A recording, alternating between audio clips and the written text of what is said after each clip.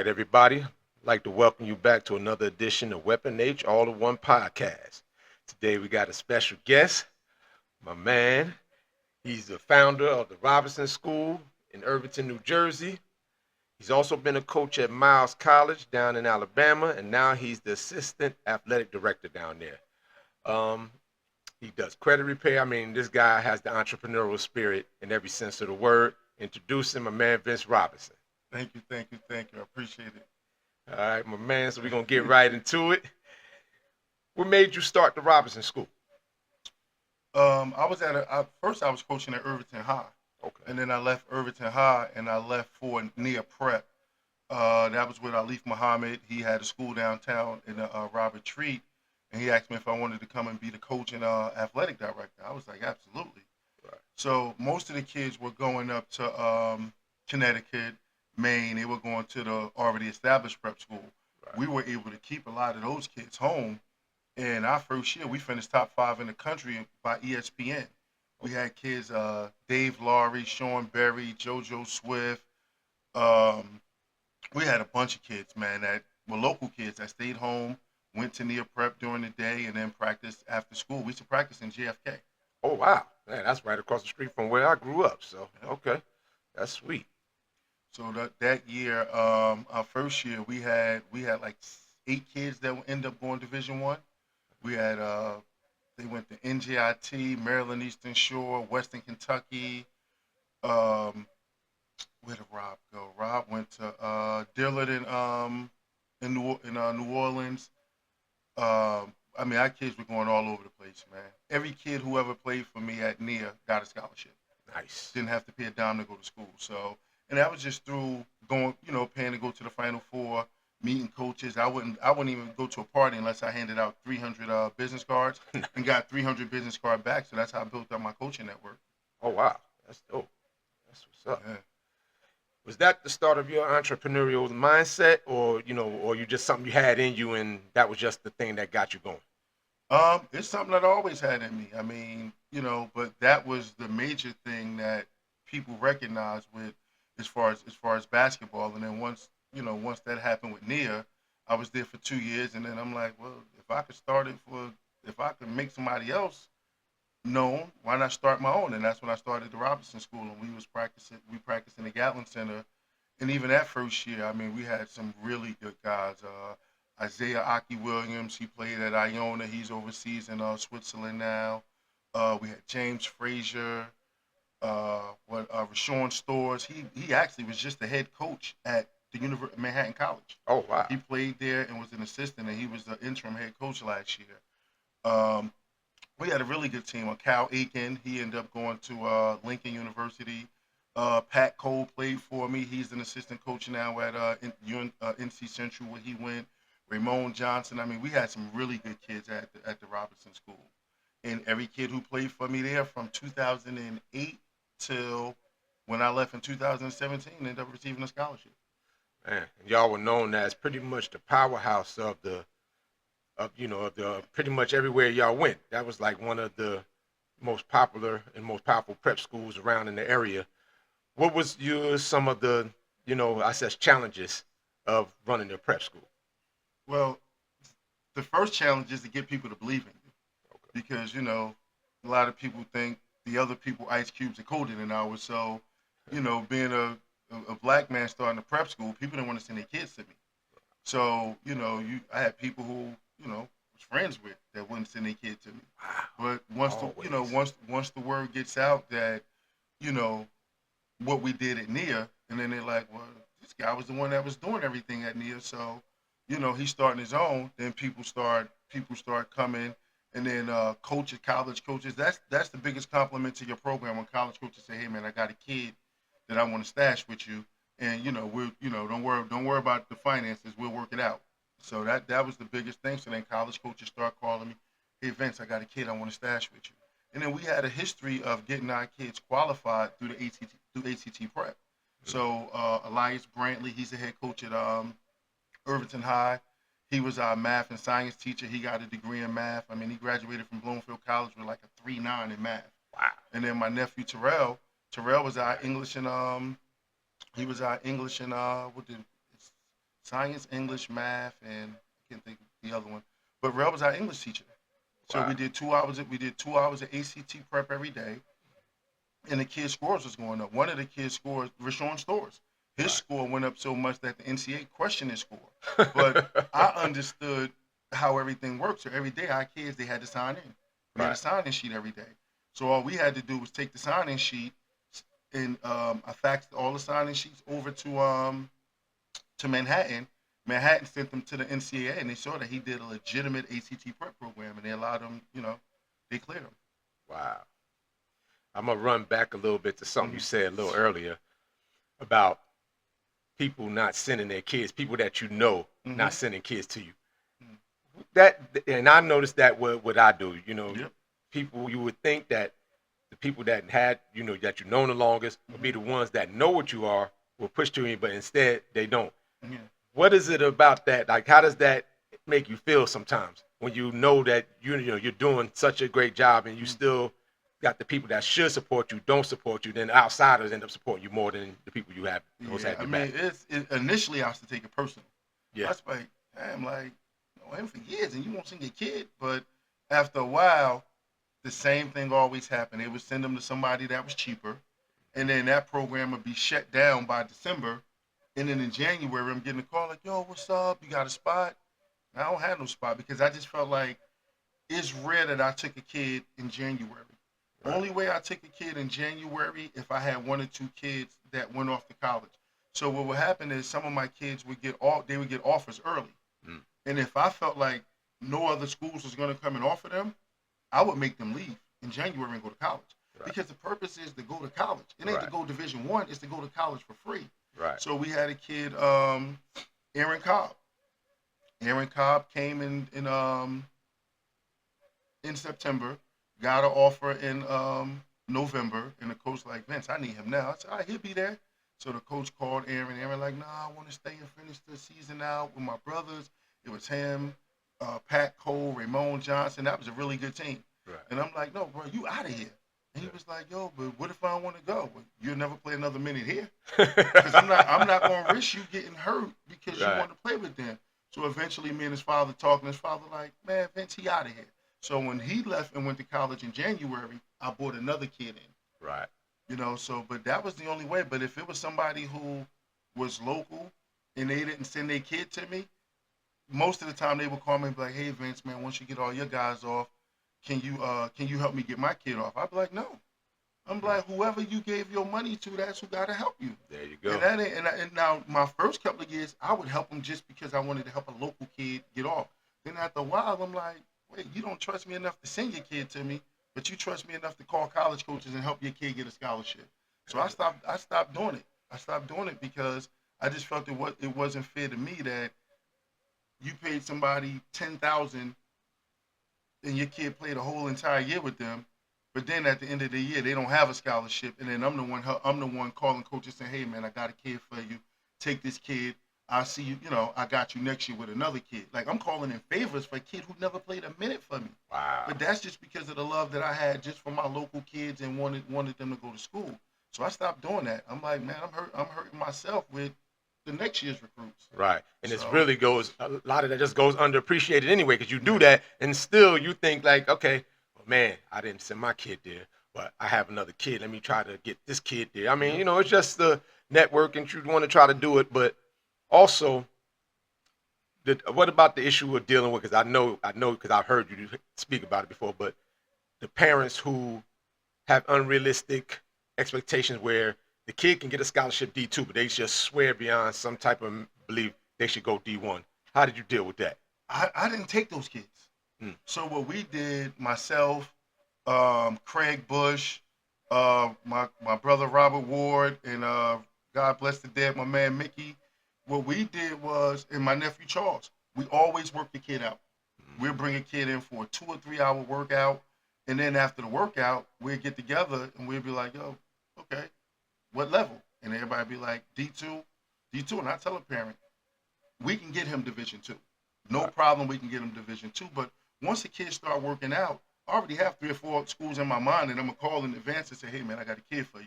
right, And most of the time, again, everything is off reputation. If coaches know that, you're not a BSer, that you gonna always be 110% honest, they'll be like, Vince, I don't need to see no film. If you vouch for him, we good. Wow. So I start getting that type of reputation. Then I started having high major coaches call me and say, hey, there's a kid at St. Benedict. There's a kid at Roselle Catholic. Yo, I need you to take a look at him for me and just let me know if you think he can play at my level. So I started doing that. So then I started doing that for a lot of the mid majors and high majors, so they wouldn't have to spend money to come to Jersey. They'd be like, Vince, go check a kid out at Roselle Catholic. This is his name. I'll go look at the kid, see him, and I'll be like, yeah, you definitely want to recruit him, or nah, I don't think he can play at your level. Because again, my reputation with the college coaches matters more to me than just getting a kid who ain't gonna be there, and then they'll get mad at me and never call me back. Right. So And that ends up ruining your rep for all your future kids that you exactly, have. Right. yep, exactly. So a lot of times with that, I would just be upfront and honest with them and be like, yeah, no, that kid can play at your level, or he can't play at your level. Right. So and then as far as the parents who were thinking Division 1, I tell parents from the door, your kid has 0 scholarship offers right now, 0. I can move him up a level. So he's a D3 kid with no offers. I can move him up to D2. You rarely find those kids who are D3 and you move them up to D1. If a D1 kid is just legitimate, he's who he is, you don't have to do nothing for him but open the gym. Right. So when everybody talking about, yeah, I took this kid and made him D1, yeah, you just opened the gym for him. You didn't make the kid Division 1. You just opened the gym for him, and you may have gave him some drills, but he still had to apply those things Absolutely. in the game for college coaches to look like. I always use Pat Cole. Pat Cole had like Division 2 offers, JUCO offers. Pat Cole was a Division 1 kid before he even walked into Robinson School. Wow. I just gave Pat structure, no more, no less. I gave Pat structures. College coaches came to see him, and when he signed with Coppin, I wasn't shocked that he was averaging 20 points a game his first 5 games against Texas A&M, UCLA, and all those schools. It wasn't a shock to me because he knew how to play basketball. Right. I just gave him basketball structure. I didn't, I improved his game a little bit, but he was who he was when he got there from when he was at Central with Sean McCray. I just gave him basketball structure and gave him a platform to showcase his skills on. But how much better did I make him? I don't think I made him that much better when he went from a JUCO kid to a D1 kid. He was always a Division 1 kid. It was just the structure of playing with other better players where he didn't have to do it all. Right. And that's pretty much what happens at the prep school level, where you can hide a lot of the kids' mistakes because you don't have to play him a lot. Right. He don't have to play the whole 40 minutes because he's playing with 5 or 6 other Division 1 guys. So now when he start getting tired, you can pull him out and put somebody else in the game who can give you something, and now he get his second win, and then he go back in the game. So that was my secret, was I sub 5 in, 5 out. Okay. I don't care who you was. I don't care if you was mid-major, high-major, D3. We sub 5 in, 5 out. We're going to press the whole game. So as soon as you start getting tired, there's somebody at the table waiting for you. Right. That's why we had so much success, because I would take 15 kids, and we would just sub them 5 in and 5 out. Right. And everybody got to play. Everybody got to get better. And everybody got a chance to showcase what it is they can and can't do. Yeah. Yeah, because, when somebody's paying you $15,000 or $20,000 for their kid to come to prep school, and you have 15 kids on the team, and only 14 of those kids get scholarship, where we failed that one kid. Right. We failed that kid. So now this parent done paid me $20,000, and now they still got to pay for school? No. So once my kids start getting off the board, what I would do is, kids who didn't have scholarship offers, I would start starting those guys. So if I knew a college coach was coming to see a kid, and I would be like, yo, Aki, such and such got a college coach coming to see him. It's your decision now, but I want to start him so he can get a good groove with the first team. I could be like, yo, if you do your thing, I'm signed already. Like, it's cool. So we would play that kid a lot more with the starters, and he could have been a kid that was on the third team. But we going to make him look good, and then I would run plays for him to get the ball in the best position for him to score, so that he can secure that scholarship offer. Right. See? And that's good to have the other players who was willing to, and that also shows a lot as far as when you're looking at other coaches, that they're coachable, that they're able to fit into a system, and they're able to check their ego at the door at times. Yeah, because one thing with my program is, and college coaches knew, I ran my program like it was a college program. I used to drug test my kids once a month. Wow. I have to drug test them. You know, I bring my man Andre Taylor. He's a certified substance abuse counselor. He comes set up in the basement. They didn't know what was going on. We start sending them down one by one.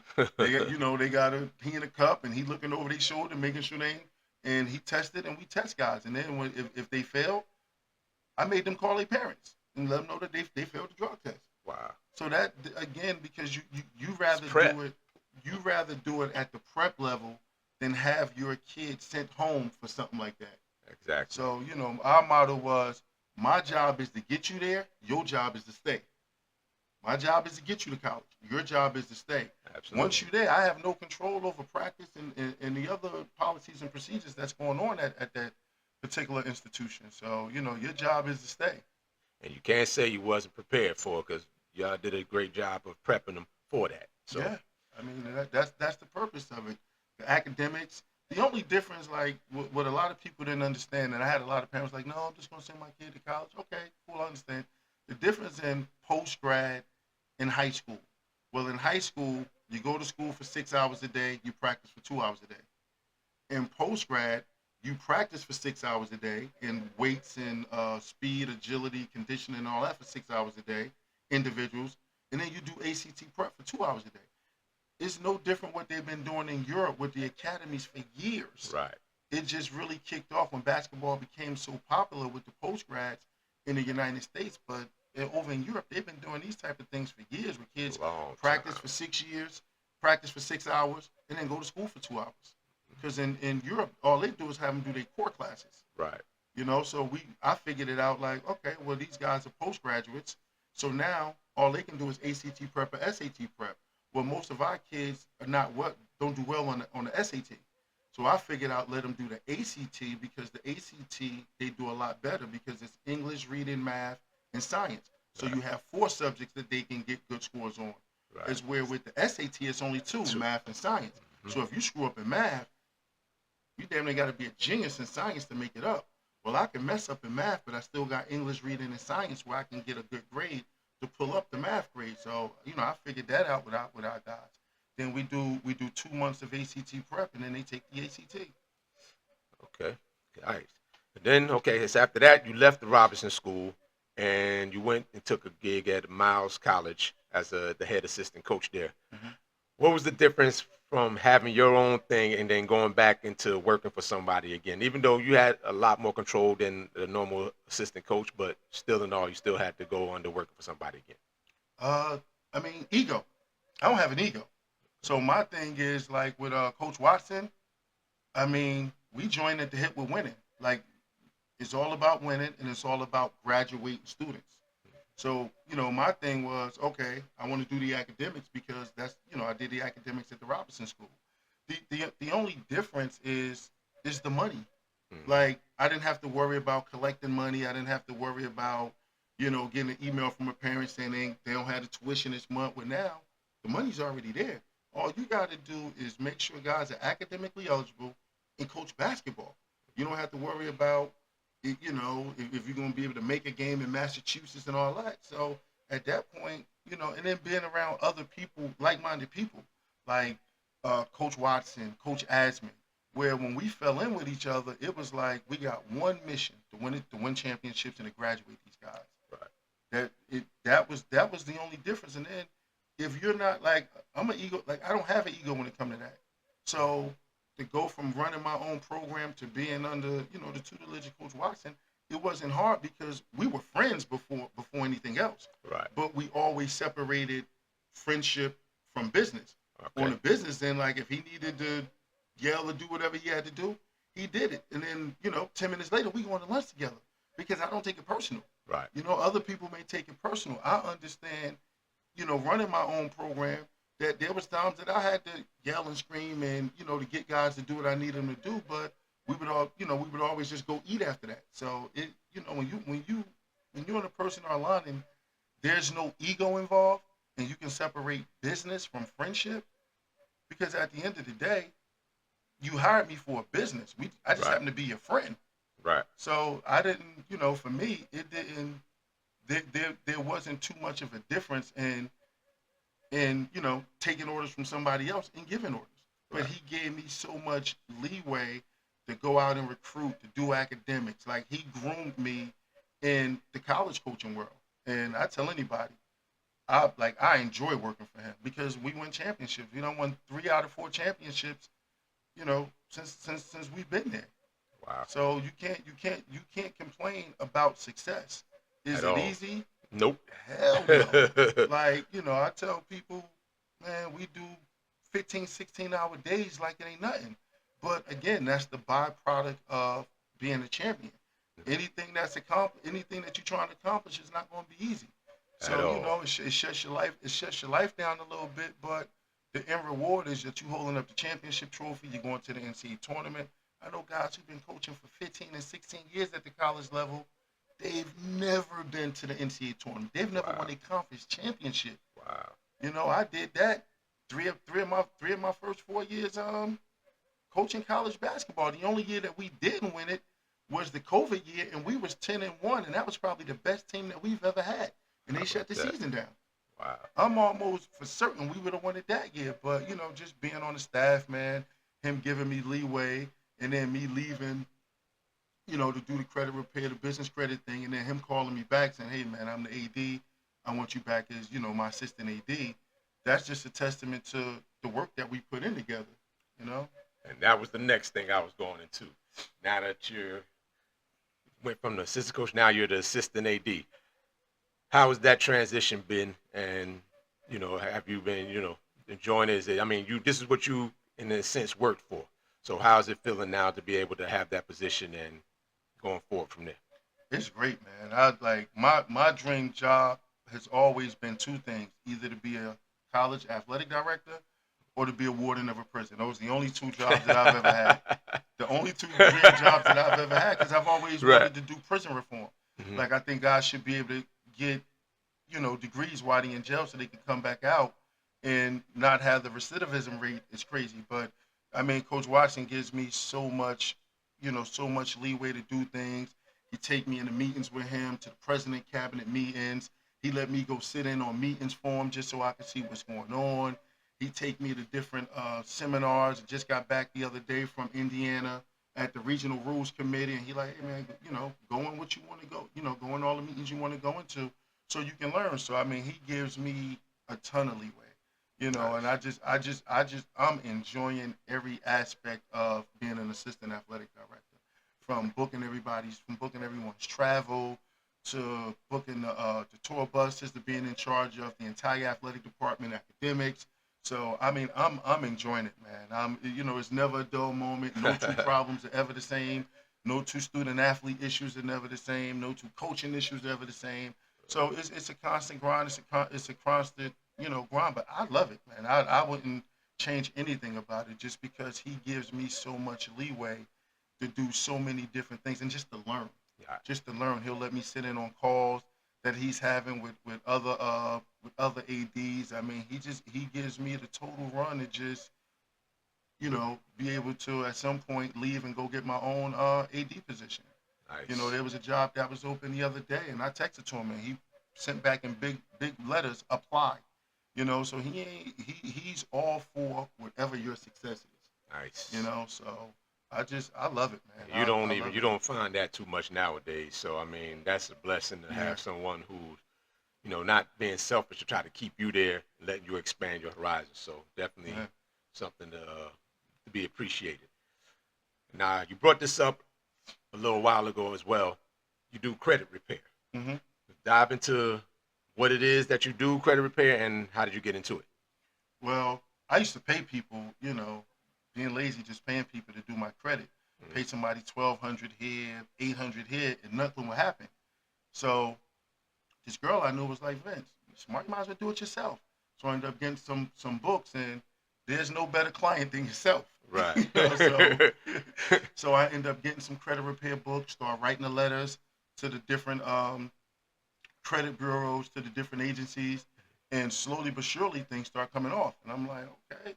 So I started using my sisters. So I got a couple of my sisters. I'm like, yo, y'all got stuff on your credit? They're like, yeah. So they would send out and get their credit report, and then I would get the stuff off of their credit. So then they would tell other family members, and I would get it off of their credit.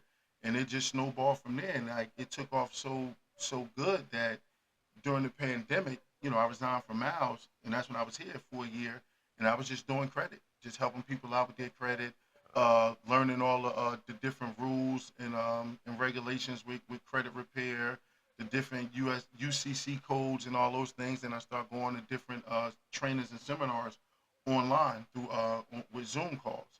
And then the business credit, where when I started doing personal credit, then I dived into business credit, helping people get business credit, being able to put a car into their business name and not in their personal name, getting them credit cards in their business name that's not attached to their social security number. And I think that's one of the bigger things that people who own small businesses need to know, is that do not, what we call PG, personal guarantee anything. I don't put my social security number on nothing. Right. I don't put my Right. social security number on anything that has to do with business credit. Nice. So, if you got a nonprofit, you can go get a house. A town can give you a house in your nonprofit's name. They can give it to you because a town is nonprofit. Right. One nonprofit can't sell something to another nonprofit. Right. But How a lot about of people don't know that. Where you can walk in a dealership if you have a small business and go pick out any car you want, no money down. You just walk in and say, I need to see the business manager, have your tax ID and your EIN, and you'll get approved through two companies, either Alley or Vroom, VROOM. Those are two companies that do business credit. I hear people be like, oh yeah, but you got to get commercial insurance. Yeah, it's a commercial vehicle. Right. But you can go get a Benz, a Hummer. You can go get any kind of car. And then the great thing about it is, if the car weighs over 6,000 pounds, you can write that entire car off in the first year. Wow. But for y'all out there, I know he said Benz and all that, but don't lose your mind. Don't lose your mind. But it's definitely good information to have and good information to know, but don't overdo it. Yeah, so those are just some of the things. Like with business credit, you can, if you own a business, you can write the car off. You can write all the gas off. Nice. They have all these gas companies, Circle K, BP. They have corporate cards, and you can use the corporate cards. And at the end of the year, you can write all that gas off that you use for your company, so you'll get it back in your taxes. Nice. As opposed to you using your personal credit card, where you can't write that off because it's your personal credit card. You can't use your personal credit card for business. You take your clothes to the cleaners, use your business credit card. You get that money back. Nice. And if you use a portion of your home for business, you can write off that portion of your home on your business taxes, Yep. because you're using that home for your business. But a lot of people, they don't know that, so they're missing out on those tax discounts. Right. Those deductions come in handy, boy. Yeah. Because, boy, at the end of the year, especially if you have a small business, they come for Yeah. you. So. Yeah, like if you have a small business and you employed people during the pandemic, you can get 26,000 back per person that you employed during the pandemic right now, Wow. with your taxes right now. They Absolutely. give you 26,000 back per person that you employed during the pandemic. Nice. So if you employed 4 people, you're getting That's $108,000. Yeah. Yep. Yep. How about that? As you can see, he has many accomplishments, but I'm gonna add one more to it. He actually even wrote a book. So we're gonna go into that a little bit. Let's tell him what that book is about, my man. I had lost a lot of weight. My man Rob McCray, I call him Twin, man, his birthday the same day. And he graduated at Irvington High a year after me. Okay. And Rob was like, Vince, you should just document every day what you eat, the different exercises that you did and everything. So I started documenting everything, and then he was like, all right, send it to me. So I sent it to him, and he put it actually into an ebook. Wow. He put it into an ebook. So, that's strictly my man Rob McCray's idea. But it actually it did well. A lot, quite a few people bought the book. I think we're selling for like $10 online. It wasn't much at all. Right. We're selling for like $10 online.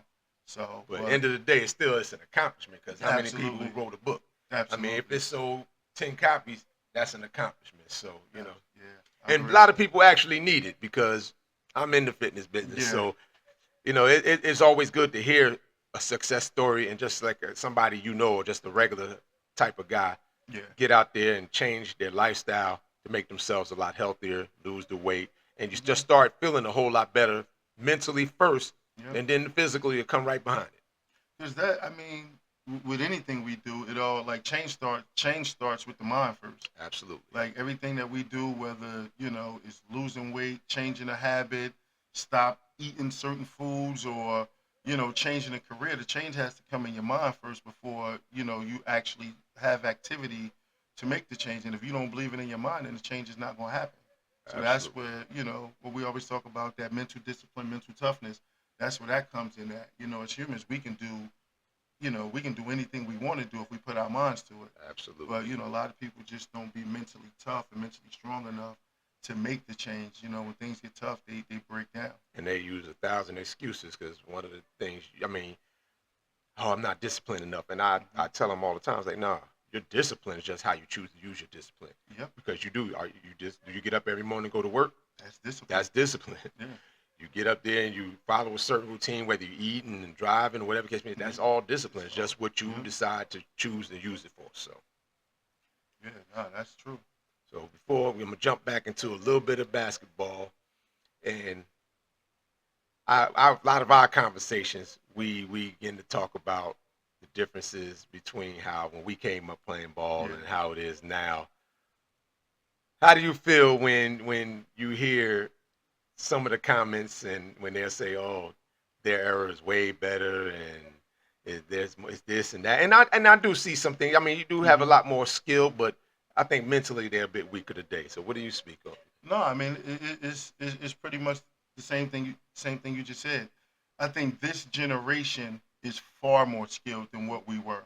Like if you were 6'7", 6'8", outside of Corey Williams Manute that I know of, Right. in Tut, you played in the post. Where now 6'7", a 6'7" guard is so common, with the skill set. But the, back, when we played, we grew up in the Big East era where, Mhm. they grab you out the air, bump you in the air, elbow you in the face. These kids, they can't take that because their game is more of a finesse game, where our game was more of a rough and tumble grind game. Right. Where, when you playing down the hole and you got guys like Knight and KJ pulling you out the air and, you're in the projects, what you gonna get up and do? Right. You know what I mean? You take it. So, like I always told people, like getting dunked on by Eric Williams and all those guys in a hole and in Branchbrook, that prepared me for college. When I got to college at Rutgers Newark, I'm like, these dudes ain't nowhere close. The Marquise Bragg and all them dudes posting me up, dunking on me. So when I got to college, I'm like, oh, yeah, you know, this is Cake all work. right. Yeah, it just doesn't compare. But playing with those guys give you the confidence to know that whatever level you go to, that you can compete at that level. Because those guys were Absolutely. like one step away from the NBA or in the NBA. Right. You seeing guys like Horace Jenkins, go from working in sanitation to being a D3 All American and playing in the NBA and creating a 10 or 12-year career overseas for himself after he was just a sanitation worker. Right. He So was a those, late bloomer. yeah, so That's those that. those type of success stories, man, with guys from around the way, you you happy for them Hmm. because it's somebody that you can know and personally reach out and touch who's made it. Right. But as far as this era, guys like Kenneth Fareed, JR, and those guys, they made it. Kyrie and those guys made it. But most of the guys in this generation, I don't know how well they would have fared back in the day in our generation when you can put your hand on the guy's hip and ride him up the floor and just spin him and take the ball from him. Yeah. Like that's what like my man Ease Malik. Oh yeah. Ease, That he was Ease a was master famous of for that. that, man. Yeah. Ease was trying to teach me that. You just put your hand on his hip, and when you turn him, you swipe with the other hand. And Ease had it down to Yeah. a science. Yes, he did. Derek Harper, those guys would Oh. do it. Woo. So now I you, definitely know about D Hart when I was in New York. So yeah. So now you're talking about an era where you can't touch anyone. yeah. So that's why when they started that debate with Bron and Jordan, I just think whatever era you live in, because like my father always say Kareem, but he grew up, he was in the Kareem era. Right. He was like, he always say Kareem. For me, I'm gonna say Jordan. These younger guys, they're gonna always say Say LeBron because that's their era. And Like, I'm cool with that. See, my yeah, only problem is when they try to discredit what the other one did. And I'm yeah. just not a big. I mean, it's a different era. This guy played this way. He played that way. But the first thing I hear a lot of them say, "Oh man, Jordan ain't playing against nobody." I said, "Come on, bro, don't do that." I mean, you Because can't. now you're starting to show me a lack of basketball knowledge. See, Because they talk about. I hear a lot of people say Jordan didn't play against anyone, but when you got to think about like the championships that he won, like he had to go through New York. They was rough and tumble with Mace and Ewing and all those guys. You know, he can't be Detroit. responsible for the people that's on the floor. Right. Like that's just like if we would have won the national championship this year, D2, and they'd be like, "Oh, y'all didn't play nobody." I'm not responsible for who's on the other team. That ain't got nothing to do with me. Jordan did what he had to do. The same thing with LeBron. You know, they're like, "Oh, yeah, LeBron. He went to all these finals and Teams. lost." Mhm. Well, he got there. Yeah. I'd rather get to a finals and lose than not to ever get to a finals.